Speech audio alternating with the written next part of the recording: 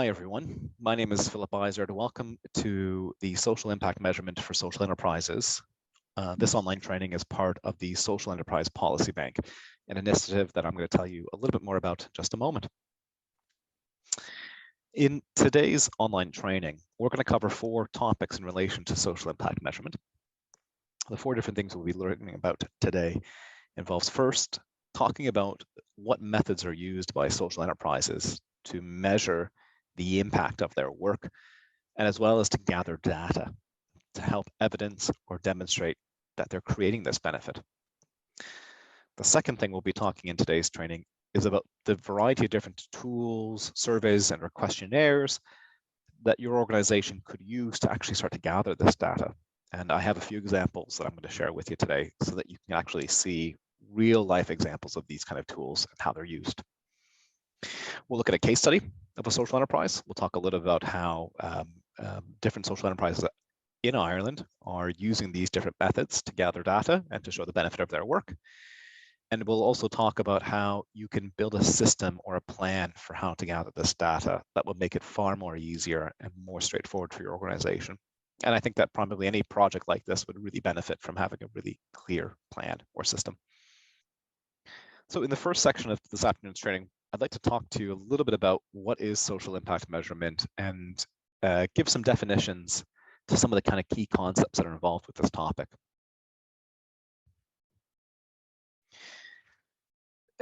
In some of my experience working as an evaluator with not-for-profit organizations and social enterprises, I've seen how when organizations don't have a lot of training or experience with impact measurement, how they may rely on other methods to be able to illustrate their impact.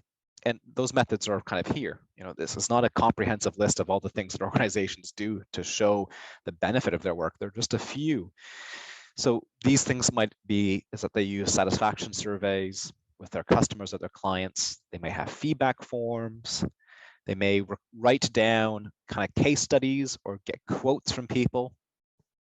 I think some of the more common things is that actually people, what they do is they have a really good system for maybe counting the number of people they're working with or the number of people who've attended their activities. And I know that some organizations have used their annual reports or their audited accounts to kind of say, well, here's a description of our work, or here's the ways that we're having a benefit for the community.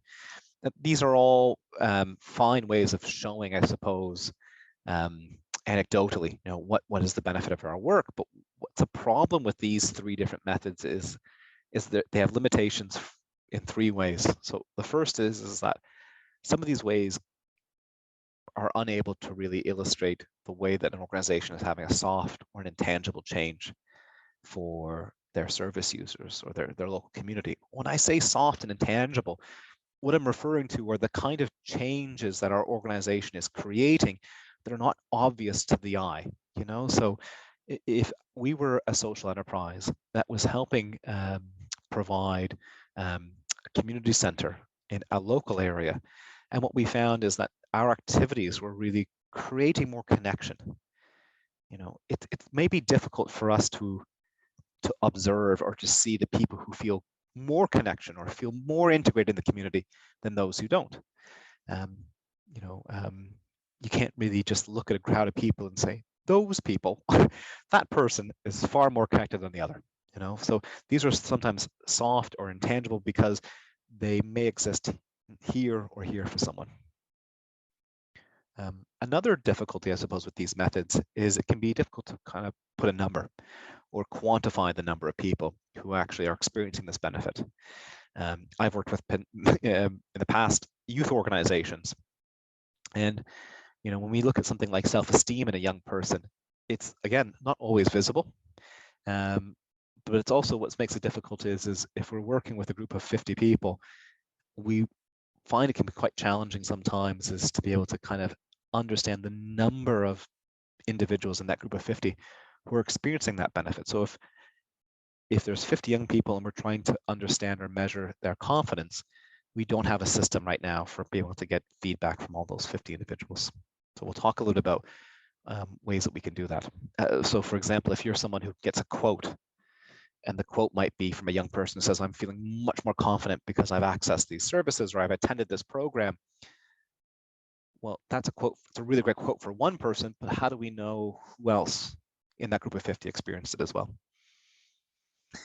The last way is that some of these things, like a feedback form or satisfaction survey, these are methods that don't necessarily think about or consider how it can have an effect on someone's well-being or their health. Satisfaction deals with how satisfied a person is with the service. A feedback form is people who give feedback about maybe the quality of the service that they've received, or feedback on ways to improve a program or a service that they've received. But it doesn't really, these type of methods don't really ask questions about whether their health is improved. When I say health, it could be their mental, their physical, their emotional health, or their well-being, and well-being is an idea that a concept that involves multiple different ways of thinking about the benefit our organizations can have. It can be their social well-being, it can be their it could be their physical well-being, it could be how socially included or they are, and so well-being is a larger concept that involves a variety of different outcomes. But the point is, I suppose, is things like feedback forms or counting the number of times people attend a session. These do not really factor in that question of what ways we made a difference for them in that way. So when we talk about impact measurement, we're actually probably a more appropriate term is probably to talk about outcome measurement. And you'll come to see that outcome measurement is really what we're going to be focusing on today. Impact is a word that's used very frequently in the sector, but impact is a very broad term that can involve, the difference that our organization is having for lots of different people. I'd like to actually kind of try to shrink that down a little bit and focus on what are the steps that your organization can take to measure one benefit or one type of change that your work is creating. And that's why we're going to focus on this idea of outcome measurement. And outcome measurement is using evidence to be able to gather data that will understand what are the positive or sometimes maybe even negative changes that are created by an organization or its work. The reason I want to highlight positive and negative is that organizations, when they think of measuring the difference of their work, they often think of all the good things. But some organizations might also be as interested or concerned with trying to measure anything negative. So for example, I was working with an organization that was helping people with a disability, some who were in a wheelchair, with making sure that they had transportation for work, for school, or just for life, like be able to kind of go to a football game or go out with their friends on a Friday night. They measured both the positive changes or positive outcomes of their work, but they also measured the negative outcomes. And the reason they measured those negative outcomes is they were trying to make sure that even though they were trying to create all this social value, trying to create all this benefit, they wanted to be very aware that they were not also creating any problems for people. So sometimes organizations measure their negative outcome so that they may have a method or a system or a process which they can use to ensure that these negative things that may be accidental, inadvertent, or unintended are not creating problems for their community or for their stakeholders. There's lots of reasons why organizations measure their impact. This page has a number of those reasons, but I think probably what's really important here is that each organization carefully consider what their reasons are. Like it's very good to be able to look at a slide and say, great, these are all good reasons to do it. But you as a staff member, as a board member for your own organization, it's really up for you to kind of create a really clear picture for you and your staff or your board about what are the reasons that you'd want to measure this. For some, we may have an obligation to our funders, or we may have a recognition that being able to have this data, being able to show our difference of our work will help us with attracting or securing more funding in the future. But our reasons for measuring impact should be more than just about trying to get funding or fundraising. I think that many people should really reflect on the ways that they may be able to use this information, or if they were to learn more about the difference of their work, maybe they can use that information and those findings to help improve their services or to deliver a better service for the people they're working with. I think many of the people who are here today, I think one of the things that you explained about your work is sometimes you're working with people who are from very deprived communities. They may come from a vulnerable background. They may have difficulties in their life, which is the reason you're working with them. So if that is the case, if you're working with a vulnerable population or an at-risk population, group of people, sorry, maybe using an impact measurement process can help your organization learn more about how you can deliver better services for them, or how you can deliver services that will create a better outcome for them in the future. In today's training, later on, we'll talk about different stages that are involved in an outcome measurement project. Actually, I wanted to just kind of bring up this slide right now, just so that I can give you a little bit of an idea of what we'll be discussing later on in this training. But as an evaluator, as an SRI practitioner, generally, I'd like to think of any type of process that's involved around gathering data and doing some evaluation as kind of having 4 different stages. So the first one is we're going to talk about today is identifying, well, what exactly are your outcomes? Like trying to come up with a clear picture as to what are the different changes we would expect people to experience. The second stage is around kind of creating tools and gathering data. And this is the one that people can find actually quite challenging because they are looking for kind of creative ways that they can get information for people. And I think that I say creative because if anybody here has ever been involved with creating a survey before or doing an online survey, you'll know it can be sometimes a bit difficult to get a good response, you know? So we were hoping for 35 surveys, we got 6. Ooh, you know, kind of fell short than what we were expecting. So I'll talk a little bit about that today. We'll talk about analyzing data. Don't worry, this isn't going to be a statistics course. I'm not going to get people to start, you know, calculating numbers and doing analysis. I'm going to talk about what are some easy, like, tools that you would have available, tools that you have on hand, like Microsoft Excel, that you can use to be able to analyze your data. So you don't need to have a background in economics or statistics or research or to do what we're talking about today. Lastly, we'll talk about responding to the data. And to be honest, this is the one that is probably the most interesting for people, but I think it probably takes the longest to get to. It's the last stage, is once you have that data, once you have information that you can start to analyze and look at, it's about using that information to learn about what you can improve about your work, you know, what you can put in place that will maybe support people to experience more change or to get more from your service. On this slide, I've given you a few questions to consider. These, like, was it 12 different questions, are questions that you and your board or your staff could ask at each stage to kind of go, have I asked enough to be able to move on to the next one? So if you can answer the questions in each of these boxes, you're probably ready to go to the next stage. And that's why it's meant to be a bit of a checklist that you can look at. There are some challenges with measuring impact. In just a moment, I'm going to pause the recording and give some of our participants a chance to answer.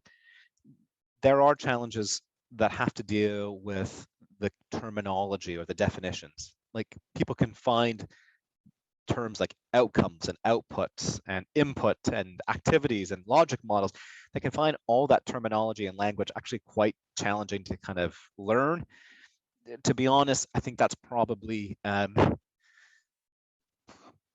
think you can probably, if you get the idea of it, you know, if you kind of get the concept is the concept of impact measurement is about asking people to give us some data and some feedback about what difference we're having in their work. I mean, I think that's largely, you've kind of got it. I think that you can learn the language and there's lots of resources that are out there to help you understand what those definitions are, but that's a bit of smoke that is really distracting from what really is the core of this, which is a principle around how we use a process to get more evidence to show the difference of our work. You know, there are other challenges with it, though. I mean, one of the things here is around data collection. And what I mean by that is, like, how do we, you know, one of the challenges for organizations can be gathering the necessary data about what change we're creating, or maybe gathering information from people, because it may be, we might work with somebody.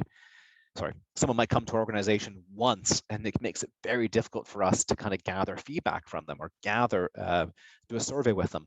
Listen, these are all completely legitimate challenges, So I just want to really highlight is that what people can find difficult about impact measurement is both that there's practical challenges and there's sometimes conceptual challenges. And we're going to do our best to answer both those things. We're going to give you some real good practice to kind of deal with the practical issues or the things that can be a barrier for an organization to do this work.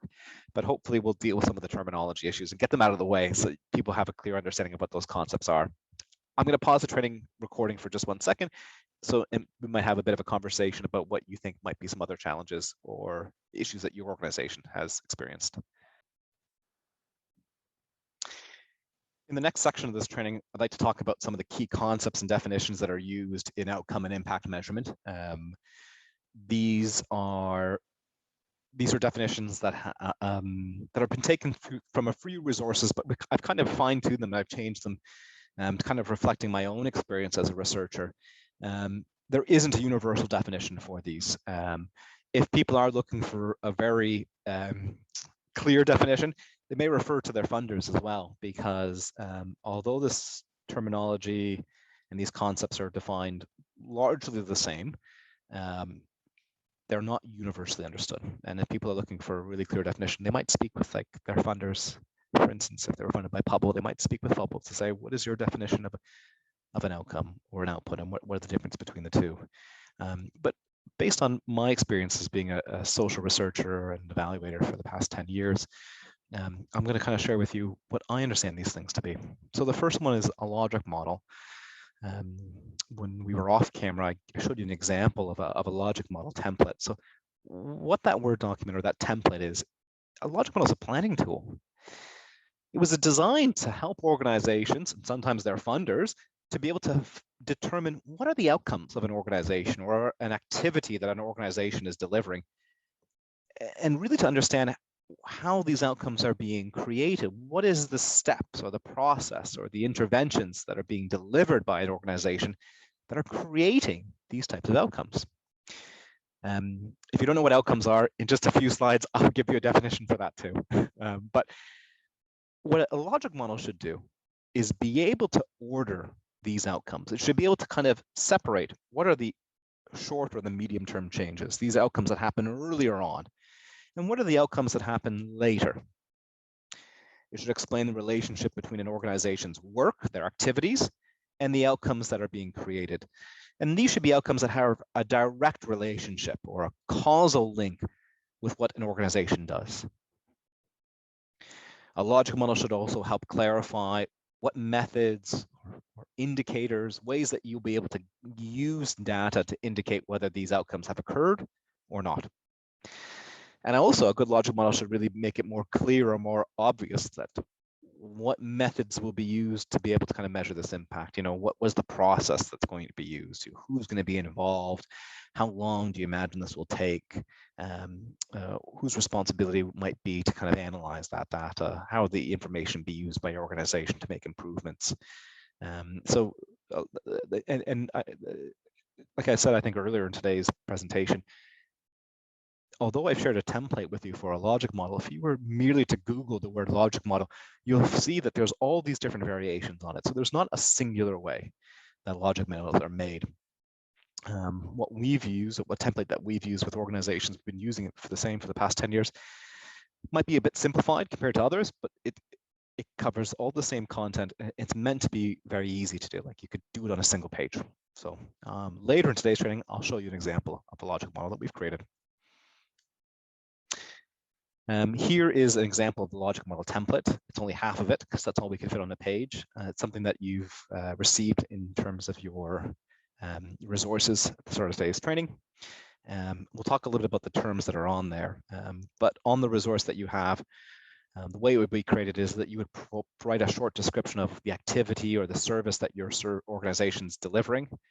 You'll have a brief space to record your outputs and where that information is kept. I'll talk about what those terms are, and underneath here, you'll kind of write, well, what are the outcomes that our organization would imagine to happen in the short or the medium term. first term that I want to introduce is called activities. So I know everyone here knows what activities are, but when we talk about outcome measurement, activities refer to the services, supports, or interventions that are being delivered by your organization. I think it's probably quite typical for anybody here in today's training is you deliver lots of activities. You have lots of different services, really it's about setting a scope as to what activities you are going to focus in on in your logic model, or what activities you're going to focus on. So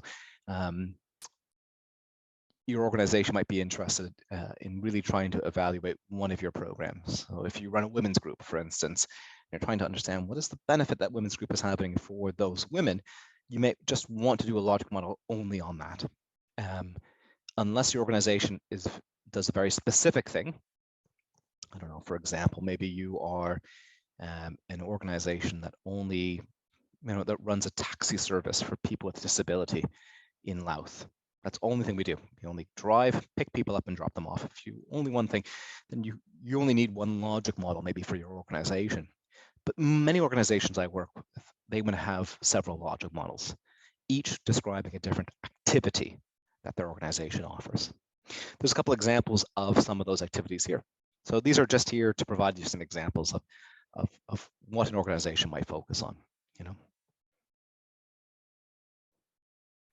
The next term I want to describe is called outputs. And this is one of the first terms that can get people a little bit confused when it comes to impact measurement. So what an output is a number-based record, a quantitative record. It's a number that counts maybe what's happened, like the number of participants or the number of sessions that your organization has run. Generally, in my work as a researcher, I find that outputs are things that are easily counted. They're easy to record. They're easy records that you can find about what an organization has delivered or for whom. So the most typical outputs that I've seen and recorded in my work is like the number of clients. That's an output. It's a number of people we're working with. Lots of organizations will record the number of activities. They may have a spreadsheet. They may have, I know organizations who have databases like a Salesforce system or a CRM system that they would use to kind of record the number of people who have, attended a session. But lots of other organizations, they have a piece of paper. They count up at the end of the day how many people had came to our community center. So that's also an output. You have feedback, you have a sign-up form or attendance sheet, that's fine, but the number that you use and you hold on to, that's an output that you use to kind of keep a record of how many people attended the session.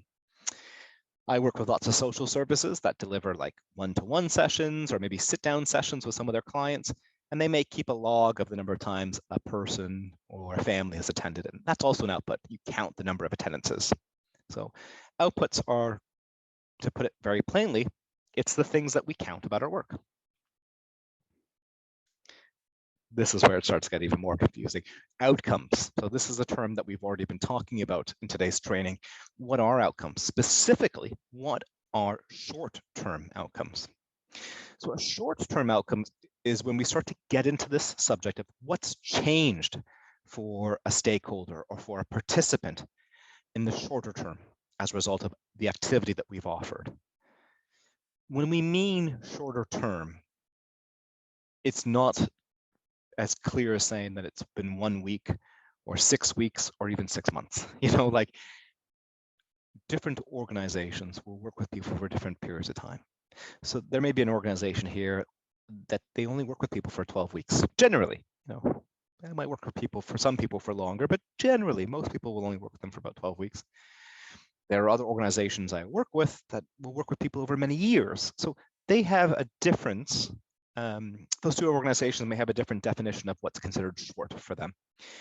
The best way I can describe what a short-term outcome is actually to explain that a short-term outcome is a precondition. It's something that needs to happen in order for a longer-term change to happen. So imagine, for instance, that you were trying to help a group of older adults in the local community, people who are quite isolated, people who stay home. They don't really have lots of friends. And what your organization was trying to do is maybe you offer a coffee morning. Every Wednesday and Friday, people can come into our community center free of charge, and they can have a nice cup of coffee, a slice of toast, a bit of a breakfast, and kind of get to make some new friends. The long-term outcome we want is that these people feel more included in society, that they have more friends, that they feel less lonely. Well, a precondition, something that needs to happen before that long-term change could happen, what we describe as a short or a medium-term outcome, might be that they need to have increased social interaction. They need to be able to kind of engage more with people. They're not going to be able to make friends if they're not talking to anybody. So this increased social interaction is an important precondition, an important short or medium-term change that needs to happen in order for people to get to the longer goal. And that's the best way I can describe it. It's something that happens earlier or before we get to our long-term outcomes. So with that in mind, what is a long-term outcome? Well, a long-term outcome is really the ultimate change that a service or an activity is really aiming to achieve. Another way of thinking about it is also sometimes it's really what is the outcome that our organization can claim responsibility for. Like this is at the end of the road for us. This is as far as we take people. From there on in, anything that changes for that person, it's really up to them. So you may be an organization that might help people get a job. You're not responsible for them having a job for the next 30 to 40 years, but we're going to help people write their CVs. We're going to help them with doing their job interviews. We're going to make sure that they're feeling confident. And if they get that job, that's probably as far as we go. That's when we have to say kind of goodbye. Anything that happens beyond that, like they buy a house, they buy a car, they go into university or college, that's great, but maybe that's not an outcome that we can take responsibility for. It's really the intended objective that your activity has for those stakeholders. It's something that would probably have a substantive effect on their life. It would improve their well-being. So I've worked with a range of different social services who have a range of different outcomes, and these are often quite unique to your work. So just for example, it could be that you're an organization that's really maybe helping people with reducing their drug or alcohol use. It could be an organization that's helping people feel more independent. Maybe they have a disability. Maybe they feel they don't have good independent living skills. Maybe they don't feel that they have enough support in their life for them to live on their own. So that's what you might do. You might be an organization that's either helping people feel more included in society. Another way of describing that is maybe people feel less lonely or less excluded. So maybe there's lots of organizations, for instance, through SciCap, which is the Social Inclusion Community Activation Program that's funded by Pubble. Sorry, I'm bad for using acronyms and terms in my work, but many programs that are funded, or activities funding through SciCap, are meant to make people feel more socially included. Another example of a long-term outcome that many organizations do look at is the idea of stress or anxiety, helping people with mental health related issues or concerns. So your goal might be, your long-term goal is to kind of reduce that stress or anxiety. So if you run any programs that deal with mental health or people's well-being, that might be an outcome for your work. What we're going to do next, I suppose, is talk a little bit about how an example of a social enterprise and what approach they used towards measuring their impact. This is a real example of a social enterprise. It's an organization I worked with here in Ireland to help them measure the impact of their work. We're going to go through this small couple of slides. I'll tell you a little bit about what methods they use, what approach they use to measure their impact. And what we'll do then after this is we'll take a coffee break for about 10 or 15 minutes for anybody who's participating. Great. So let's talk about the social enterprise and what they did. So a few years ago, I had the opportunity to work with a Dublin-based social enterprise called Fantastic. This is a picture of one of their minibuses. So Fantastic is a social enterprise here in Ireland, in Dublin more specifically, but they work with people across the country, and they offer accessible transport services for people with either a permanent or a temporary mobility difficulties, physical and sensory disabilities. And they're also a not-for-profit organization. So what Fantastic does is they have two, at the time when I was working with them, they had two core services. One is that they used minibuses like the ones you see here, and they provide a transportation, like a route, almost like a bus route, where people could would drive along a route, pick people up in the local community, and either bring them to shopping centers or shopping malls or grocery stores, or it would drop them off to GP services, hospitals, places where they were needed to go to an appointment. And the other thing that they did, which was another important service, was they rented out these vehicles. They rented these vehicles either to different community centers who had people with disabilities, but maybe they didn't have their own, wheelchair accessible minibus, or they actually rented, not like the car here, but other versions that people could have in their homes. Sorry, not in their homes, but parked in their, in their front yard. So instead of buying a wheelchair accessible vehicle, which can be quite expensive and cost prohibitive, people could actually rent a vehicle from this social enterprise so that they could drive to work or drive to school or go into town. So Fantastic invited Quality Matters to help them measure their impact. On the right is a picture of the report. It's available online. You can go to Fantastic's website and you can see it. But I wanted to give a brief explanation as to what steps, like broadly speaking, what steps that Quality Matters and Fantastic undertook to kind of do this evaluation. In a moment, I'll share a few findings from it. So first off, and not every organization, I suppose, has maybe the budget available, but they invited Quality Matters to support them with measuring its impact. And I say support because I really think this was a collaborative process between ourselves and Fantastic. They had a lot of strength, a lot of expertise, and a lot of knowledge. And I think that's a really important thing, is when you're bringing in an evaluator, you're probably finding someone to work with you to help support your organization with measuring its impact. Even though I was the researcher involved with this, I am not an expert, I suppose, in wheelchair accessible transportation in Ireland. But Fantastic is, and that's very much why it's a partnership. We undertook some focus groups, and when I said focus groups, I meant sometimes it was as informal as actually getting groups of people, a mixture of different people they work with, into a room together. We made sure everyone had a nice cup of coffee and a cup of tea. And what we did is we talked with these different customers or these clients about what was their understanding of the outcomes of these activities. We really were using this as an opportunity to identify what these outcomes are. Now, Fantastic had their own ideas of what these outcomes were, and that's fine. But we used a focus group, and you could use focus groups, you could use phone interviews, you could actually have one-to-one conversation with someone. But our job was to try to understand what exactly the clients felt were these different outcomes, because sometimes there may be differences.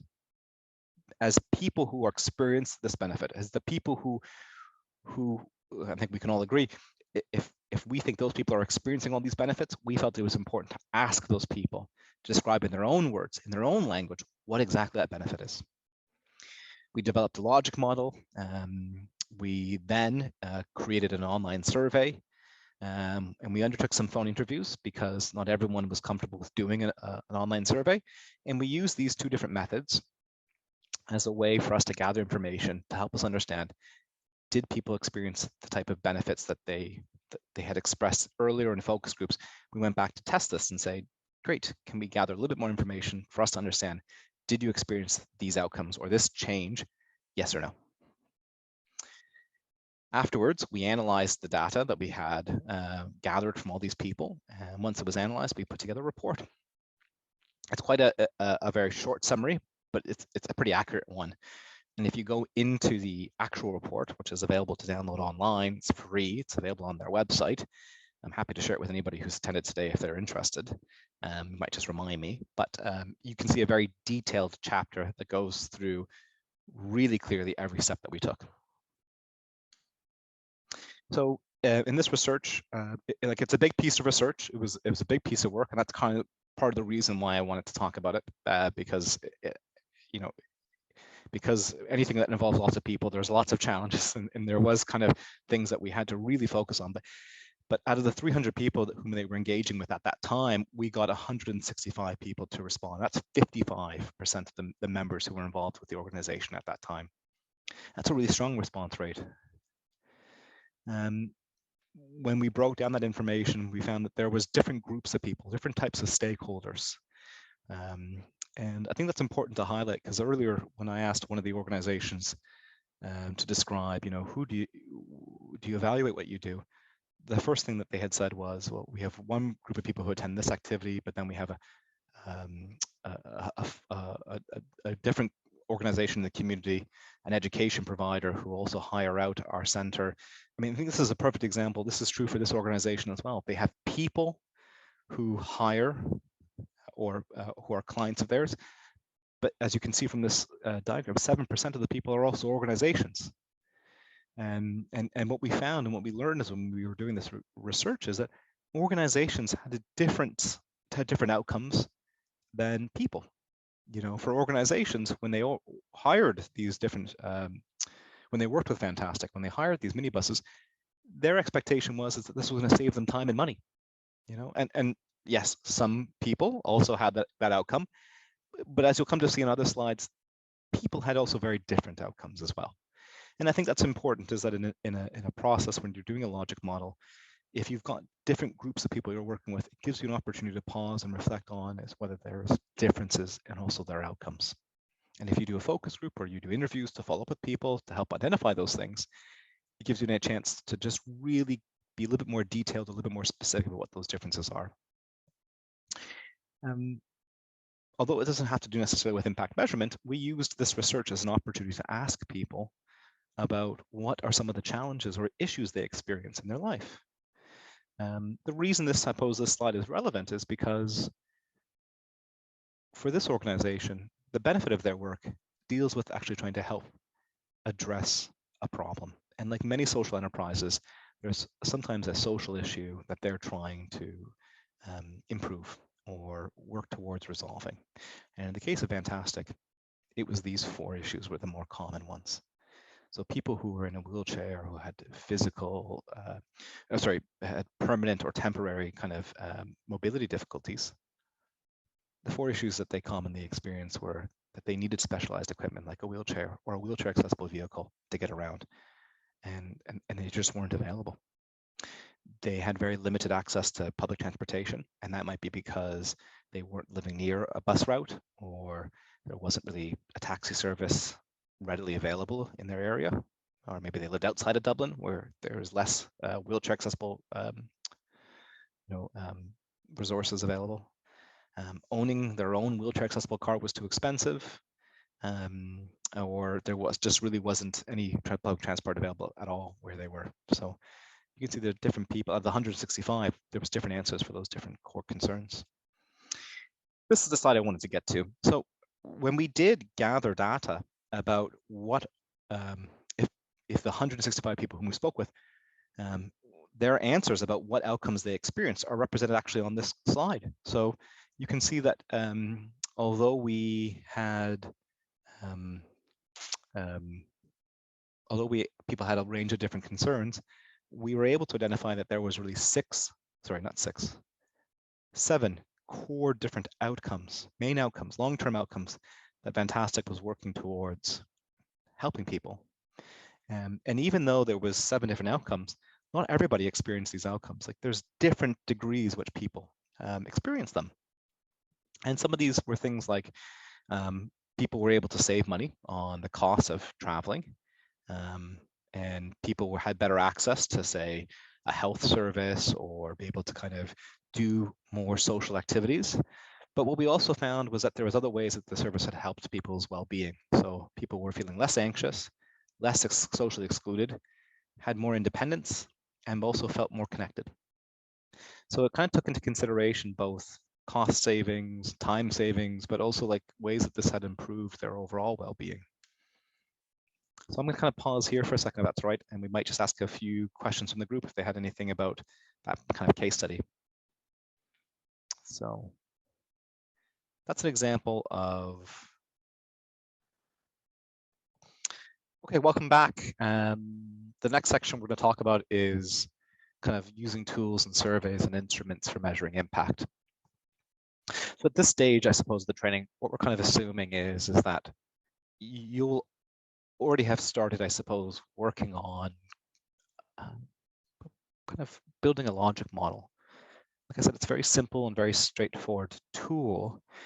One of the questions that we'd like for people to kind of answer at this stage is try to say, you might have an idea, you might have already written down what you'd expect the outcomes to be for your activity, the short-term outcomes or the long-term outcomes. And in the previous example, talking about fantastic as a case study, what we wanted to illustrate was that in order to understand or better understand what are those outcomes, what we did is we actually spoke with people before we even measured anything. We had a small focus group. We did a few interviews with people to begin to put some language and get some clarity. But what are those outcomes? And in those cases, organizations may have a very good understanding of what those outcomes are, but involving our participants or involving our stakeholders can be a good way to just kind of test or validate our own assumptions and make sure that we're also including what outcomes our clients want from the service into our impact measurement process. So once we have an idea, once we've identified those outcomes, good understanding of what those are, the next step is really trying to understand how we would measure those outcomes, those changes. What's kind of an interesting thing is that there are some outcomes that may be more easily measured by an organization, and some outcomes that are far more difficult and far more challenging.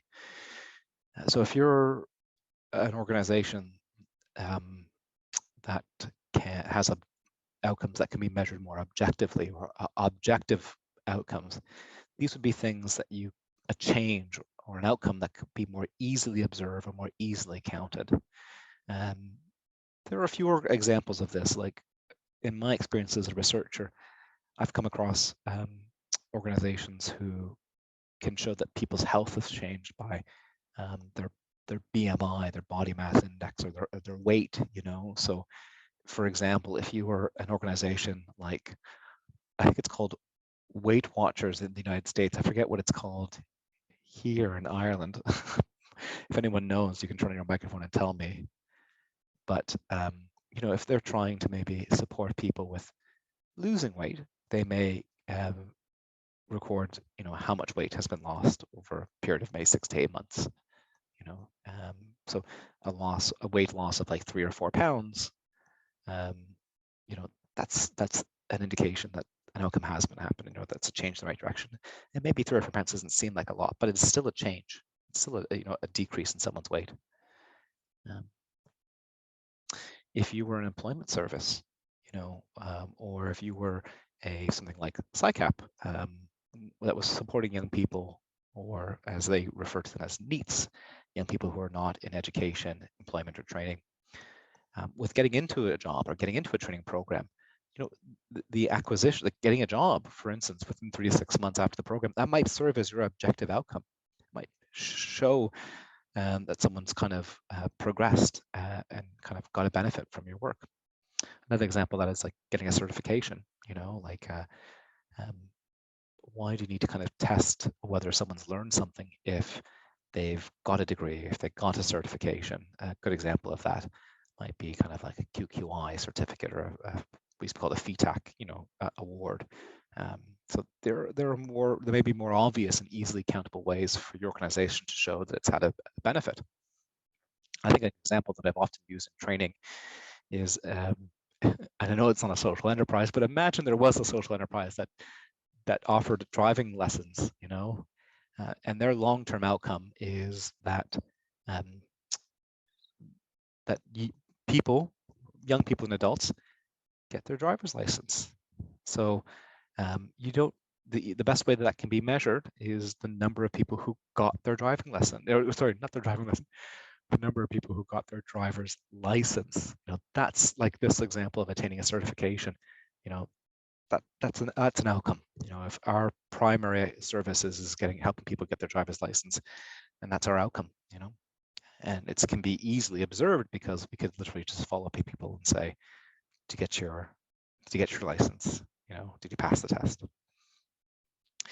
But more often, social enterprises and not-for-profits and charitable organizations, the reason they have difficulty with measuring the impact of their work is because they have more of a subjective outcome, a subjective change. What subjective means is really, in the context of this training, is that you need a tool or a survey to measure or show that someone has experienced this change, or to be able to show the amount of change they experience, because it's subjectively experienced. When I mean subjectively experienced, I mean that their experience of it is maybe unique. might be different from the person next to them or another person who's attended the program. So if you're delivering a women's group and one of the benefits or outcomes that you're trying to measure is that they have made new friends, that they feel more socially included, that experience of social inclusion might be different from one person compared to the next. It's subjective, it's unique to them. There's a couple ways that you can measure something subjectively. You could use a scale, for instance, a rating scale from 1 to 5 or 1 to 10. You could use a validated tool, which is there's a variety of tools out there that have already been designed to measure different outcomes. I'll talk about that in just a moment. Or you could create your own survey. You could create your own questionnaire that would be used to measure that change. So when we talk about different tools or instruments, for an organization or a social enterprise who's trying to measure their outcomes, what they're really trying to come up with is a tool for their outcome measurement work, an outcome measurement tool. And this is a tool that's used to collect data from your stakeholders, from your participants, about the social outcomes that they've experienced from your work. These measurement tools exist on the internet. There's a vast majority of social outcomes that tools exist for. So you can easily find things about confidence or about friendship or about mental health, addiction, self-esteem. And while there are a range of tools out there, the one difficulty is that these tools may not be appropriate or good match for your work or for your program or your service.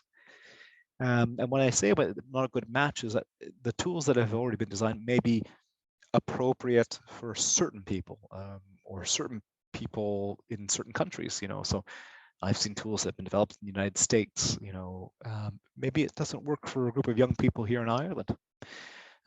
There may be tools that talk about mental health, but maybe deal with issues of suicide or self-harming, and for that reason it may not be maybe too intense, for people that you're working with who maybe have more kind of low-level issues of anxiety or stress. So there are ready-made tools available online, and they can be, they can be used by organizations. They can be downloaded. Some are you may need to pay for, but many of them are free. Others, may make their own tools, make their own surveys, because they don't feel that these other ones are a good match for them. And you can use these to kind of gather data about the number of people who experience an outcome or not.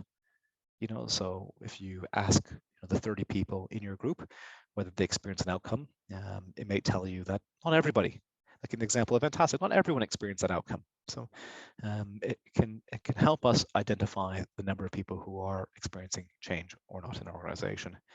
And that's really what, in broad strokes, what an outcome measurement tool is kind of meant to help with.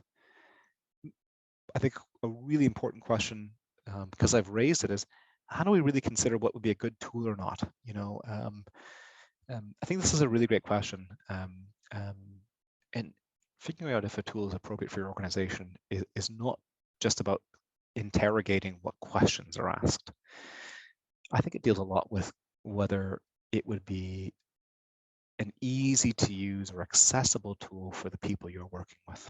I mentioned before earlier today that I, in the past, have worked with people with literacy issues, and for that reason, finding tools that are plain language or in very kind of easy to understand kind of questions are really important in those examples or in those cases. So some things that I find is very helpful checklist to consider is when trying to select a tool is how long do you think it would take to complete? A perfect thing to do is actually answer it yourself or ask a client in your service to pilot or trial that tool and say, would you mind doing this survey and letting me know how long it took, or was it easy to understand? Can it be written down on paper or can it be done online? Previously, earlier today, kind of off camera, we talked about how online surveys may be appropriate for some people. It may be more difficult for others. Generally, I feel that if you're young and if you've got an email address, you can probably do an online survey. There are some people with literacy issues or people who maybe have difficulty with even accessing the internet. As we learned through COVID, some people, not everyone has access to the internet. Those things will make it very difficult for people to do an online survey. Is it easy to understand? Is the instructions and the questions written in easy to understand language? And this really gets into more of the content of the questions. Do the questions actually relate to your outcomes? Does it actually accurately measure the outcomes that you want? So if you're trying to measure something like confidence, and there's questions about, I don't know, skills, like do you think you have great skills for living on your own? Those questions aren't really relevant to confidence, are they? Do the questions on this tool really do deal with the subject matter that you're trying to focus on or evaluate? Is it suitable for the people you're working with? I mentioned that it's mentioned culture here. Like I said, there's the tools that have been made in other countries. Maybe they're not appropriate, or maybe don't make a lot of sense in an Irish context. Is there costs associated with it? There may be other things, other factors that you might consider when you're trying to find a tool. But here, let me give you a few examples of the kind of tools I'm talking about. So one option I've referred to is a validated tool. And what a validated tool is really about it's a survey or an instrument that's often been designed by, in my experiences, it's often universities or psychologists, clinicians who are trying to diagnose, sometimes even measure someone's mental health, for example, in this case on the screen, but it could be other things like someone's physical health, someone's the need for social supports, how lonely they feel, their self-efficacy, self-esteem. There's a variety of different things.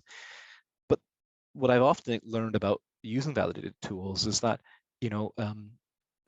that there's a broad range of these different tools that are out there. And because some of them have come from an academic environment, they can often sometimes feel a bit clinical or a bit too research focused.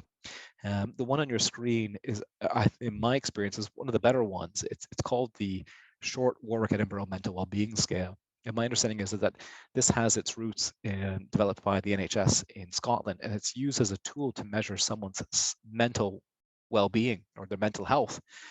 But the nice thing about it, it's used in a variety of different situations, or as they call it, a variety of different kind of settings. So because it's been used by the NHS in a variety of different settings, it works quite well, I suppose, with generally kind of anyone. It's been used with adults as well as it's been used with young people. And they found that it's a pretty good measure of looking at someone's mental health. The other thing I really like about this particular example is that it's 7 questions. And I ask people to kind of rate these questions based on the experience over the last 2 weeks. And because it's 7 questions and ask people to think about kind of where they're at currently about their mental health in the past 2 weeks, it's pretty accessible and it's pretty straightforward. You can see from the questions that are on the slide, it's quite plain language. Now, even though this is a great tool, and even though there's research from the National Health Service, the NHS in Scotland, to say that this is a good validated measure for mental health, the question that you would need to ask yourself as a service provider, as a social entrepreneur, is, would this measurement tool be fit for purpose for our work? And does it effectively capture the outcome we want to record data for? So if your outcome is mental health, that we want to see if there's an improvement, and you look at these questions and it goes, yep, it makes sense to me, it seems straightforward, it seems simple, then maybe this is a validated tool that you can use. Another example of a validated tool, I suppose, is just an example, I suppose, is one that we've developed. When I say we, I mean Quality Matters, in partnership with Pobble, Trinity College Dublin, and the Department of Rural and Community Development. And it's called the My Journey Distance Travel Tool. This validated tool was developed to help measure kind of soft skills that are gained or developed by young people who are working with SciCap services. The purpose of this was to better understand whether young people were developing personal and professional skills that would really help them with in making improvements in their life. And so validated tools, I mean, it's this example, I suppose, that yes, it was done in partnership with Trinity College Dublin, but there are validated tools out there that are designed really for social services and social enterprises in mind. I'm going to just kind of highlight a bit of a section, kind of zoom in a moment. These are 3 different examples of 3 different questions that have come from the My Journey Distance Travel tool. So I can confidently complete forms and applications. My reading and writing are good enough for everyday life. My math is good enough for everyday life. You can see that these are very specific questions. They're quite specific to SciCap services.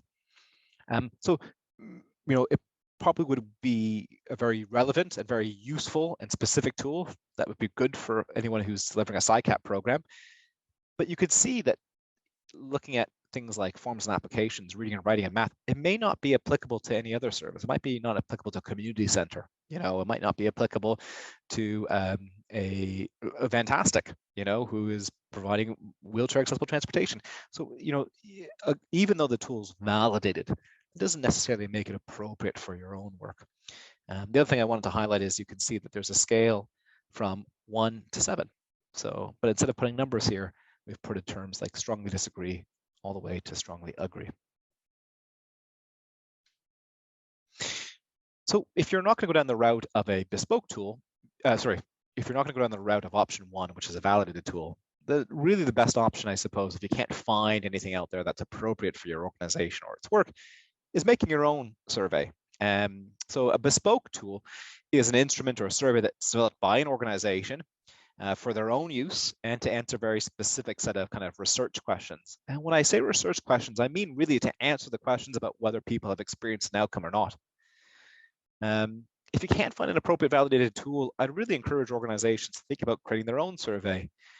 As someone who's a researcher, I've worked with organizations where we really can't just find a tool that's appropriate for them. We can't find a tool that reflects either the people they're working with or the service they're providing, or maybe even the outcomes that they want to measure. So the best option is creating your own survey. And I think in those cases, even though you're making your own, you can look at some other validated tools and you can kind of take different ingredients from it. So if I go back to the previous example, maybe some of the things we like about some validated tools is saying, this Likert scale, this scale of 1 to 7, and the different terminology they've used, or the little happy faces or sad faces they're using. So, using some of those elements can help you design a better survey yourself. Just because these are described on paper, that doesn't mean that you can't make these as an online survey using maybe SurveyMonkey, or we use a software called Sogo Survey. And you can design these things. These days, these type of programs can use different pictures or visuals to help people with answering those questions. Now, for instance, if I borrow this scale of strongly disagree to strongly agree, and I borrow it and use it and incorporate it into my own bespoke tool, you can see that there's kind of an example similar to that here on this page. I cannot say that I'm using a validated tool. I can't say that I've taken something and going and claim that that's a validated tool. That doesn't make sense. If you're going to create a survey, even if you borrowed and kind of brought together and combined different questions, you're making your own at that point, and it's a bespoke or a homemade kind of tool.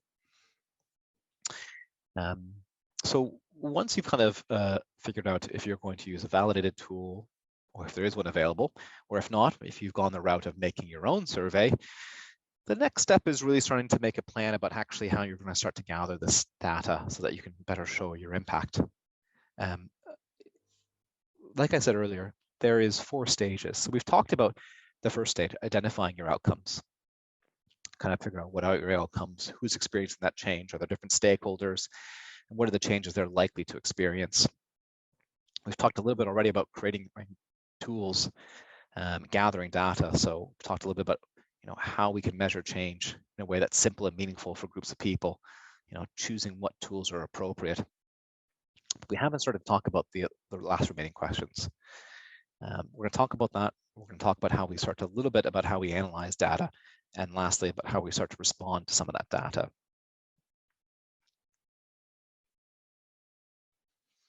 So if you've got a survey already, there's 2 ways that you can start to capture information or data from the people you're working with. Let me start by saying, and I guess probably stating the obvious, it can be difficult to show change for the people who are your clients or your stakeholders. Change is a difficult thing to capture. And what I found over the years as working as a researcher is that a very good and popular method for being able to capture and show that there's been a change in someone's life from working with an organization is using something called a pre and a post test. And in this method, what you are doing is you're using the same questionnaire at a minimum at 2 different points in time. Ideally, it's kind of towards the start of you working with them, and then repeating the process at the end. So doing a test before an activity, pre-test, then after an activity, a post-test. And then by comparing their answers to the same set of questions, you're able to see if there's been a change. Some of these different tools that are available, like for instance, we saw earlier an example of the short Warwick-Edinburgh mental well-being scale. There's a little scoring instruction at the bottom of the survey that helps people calculate what an answer is. And you can kind of have a score at the pre-test and a score at the post-test. That makes it a lot easier. That's why some people like using these validated tools, because they have a single number that they can compare. So someone has maybe a score of 2 at the start, and that means their mental health is quite poor, it's quite low, they don't have very good mental health.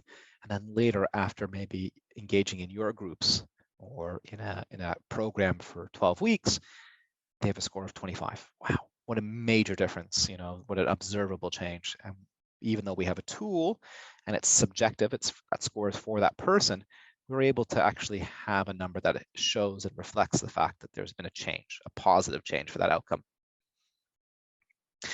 Now, the reality is in my work, and for many different social enterprises are out there, they may not work with people for over a long period of time. You may be a community center where people may attend sporadically. They may come to one event or one group, but they're not maybe working with you for weeks or months. So if that's a reality for you, you might want to consider this kind of post-only or post hoc method.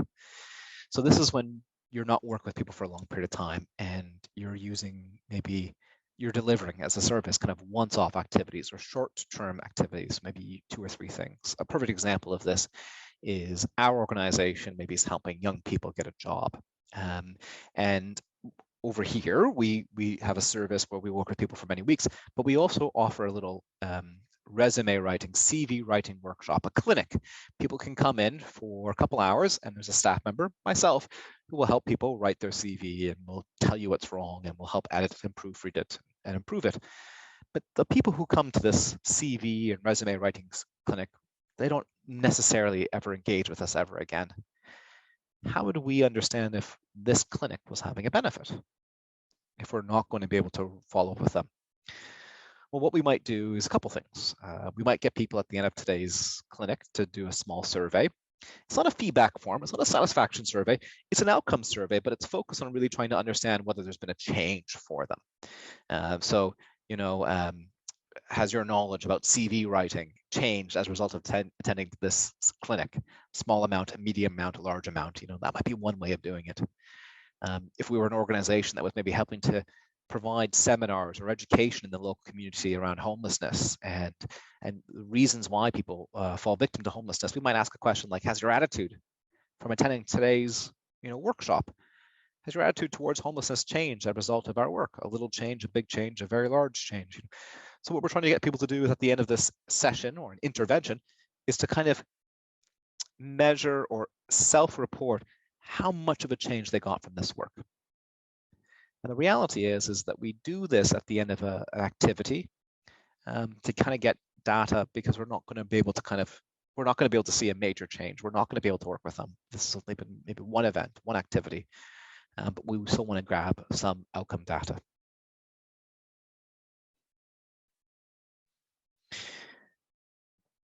If we've done a survey with people, and if you've done a paper survey or if we've done an online survey, doesn't matter.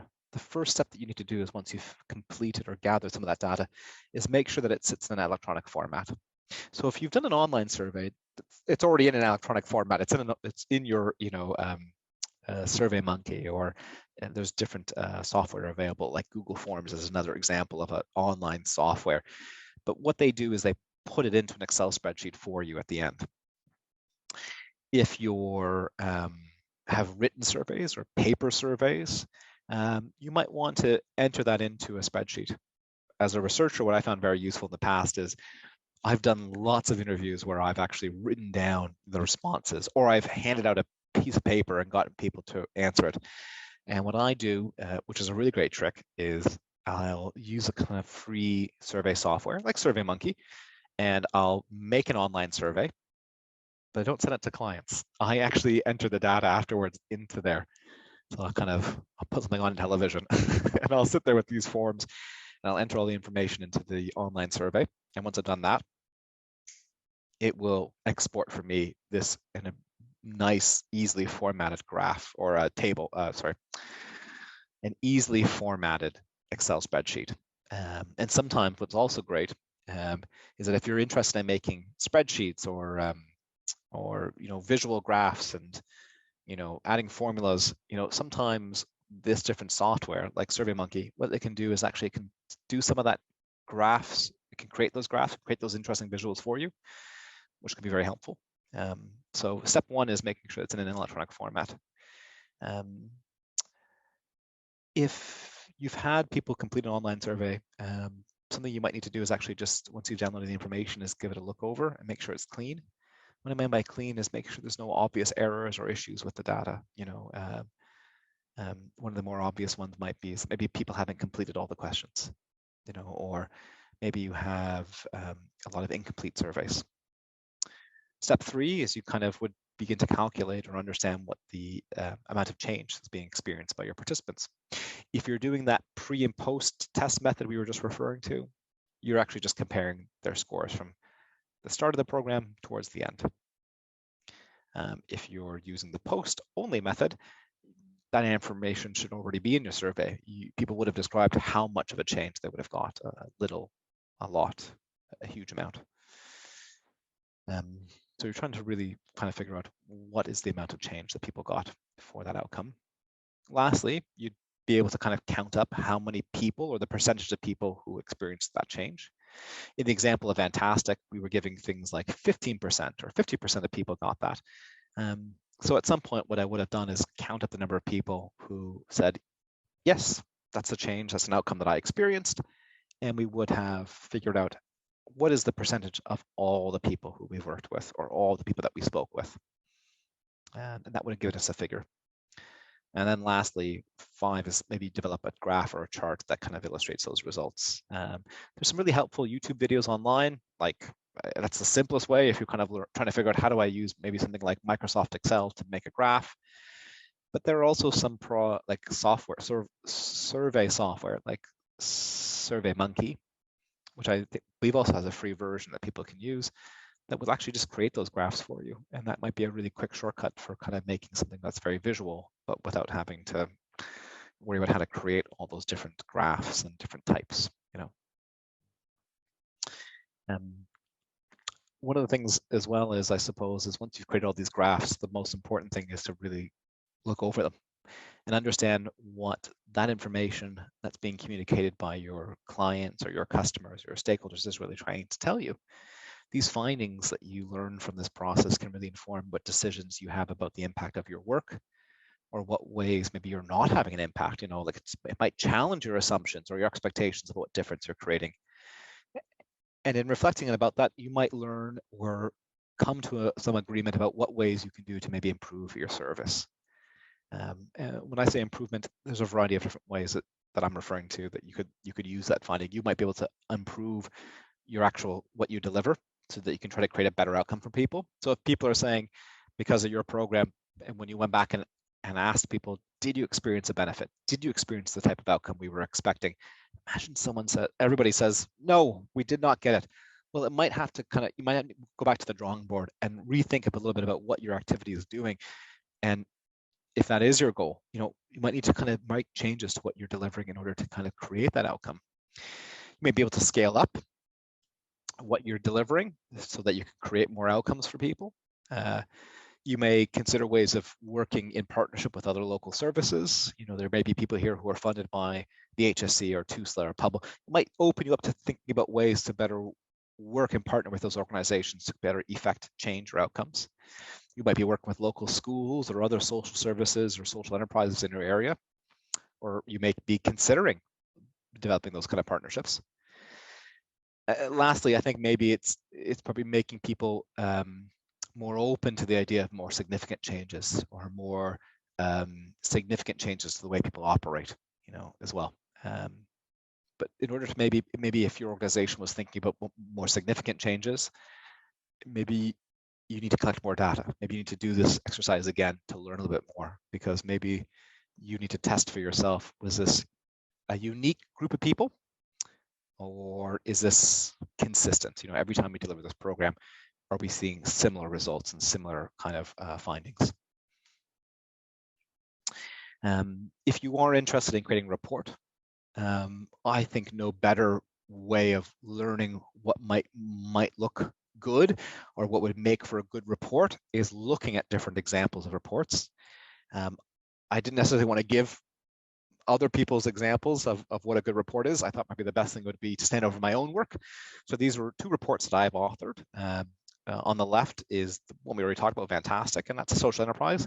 On the right, this is a report that's available online for an organization called Novus. I evaluated one of their services called Dial House.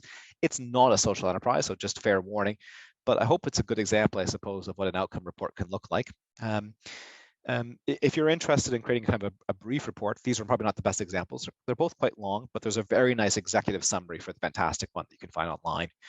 I would say that an outcome report really, especially if you're trying to make a small one, a short one, let's say we're anywhere between 5 to 10 pages, it's meant to be a short summary of the findings.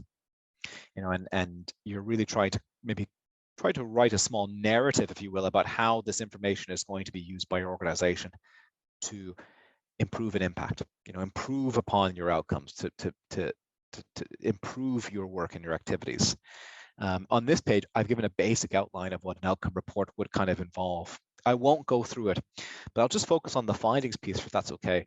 In the findings section, what you're really doing is trying to translate the data that you've gathered and analyzed and translate it into supposedly what are the most important lessons that you're taking away from this. What are the outcomes that are being generated? How many participants, how many people experience that change? Is it 5%? Is it 50%? Is it 100%? Or the number of people? And also, what evidence do you have to back that up? So maybe in a sentence or two, is kind of describe how you measured it and what you found using that survey or instrument. Also, maybe including a brief section around what recommendations or lessons do you learn that your organization might be using. To wrap up the training, I suppose I just want to take an opportunity to highlight a few different resources. So if you are watching this and you're kind of going, Philip, I'd actually like to learn a little bit more about this, what might be some great places to learn more? Here's a couple things for you to kind of think about.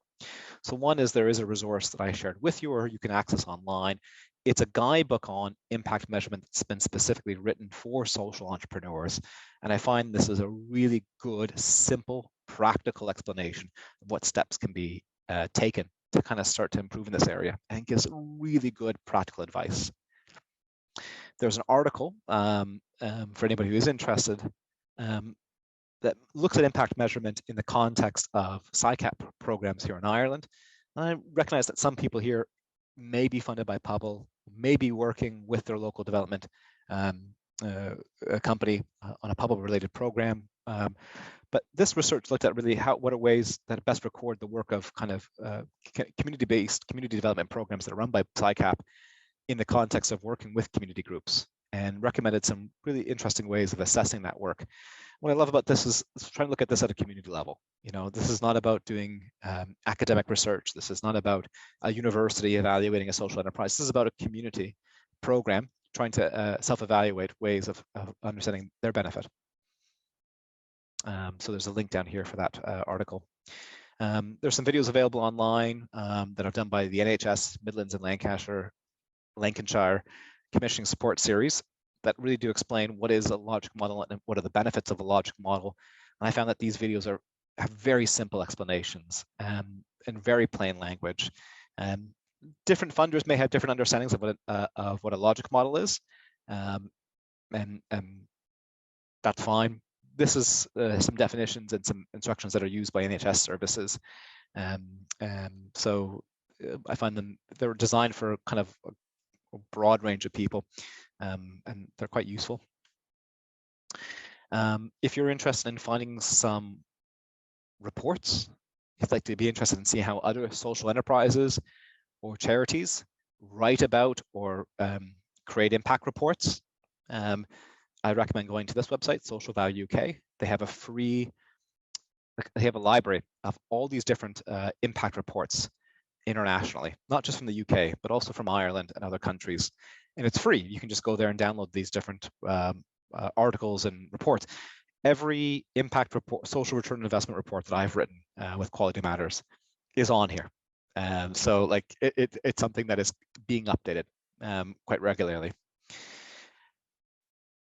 If you're interested in not reading anything, if you prefer talking to people and participating in events, one of the different networks that is available here in Ireland is called Social Value Ireland. And it's a network of different social entrepreneurs, professionals, service providers who meet online and in person events each year. And it's opportunities for us to work and learn together about ways to effectively measure impact. So if it's something that you're interested in being part of a network, it's also free. It's free for members to join, free to attend.